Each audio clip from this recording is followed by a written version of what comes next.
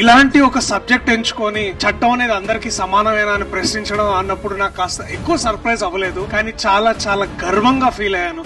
రాజ్ గారు ఇలాంటి ఒక సబ్జెక్ట్ తోటి ఇలాంటి ఒక ఇంపార్టెంట్ టాపిక్ ని తీసుకొచ్చి హిస్టరీలోకి మళ్ళీ వెనక్కి వెళ్ళి ఇలాంటి సమాధానాలు ఇలాంటి ప్రశ్నలు మళ్ళీ అడగడం చాలా చాలా ఇంపార్టెంట్ అని భావించి ఇలాంటి సినిమాలు చేయడం నేను ఎంతో గర్వపడుతున్నాను. ఎంతో అంటే ఇట్లాంటి కథలు చెప్పే ముందు అవి ఎక్కడున్నా సరే అవి నెగ్లెక్టెడ్ గా ఫీల్ అయితే వాటిని బయటకు తీసుకొచ్చి మన ముందు పెడతారు. అలాంటి సినిమానే 23 కాబోతుంది.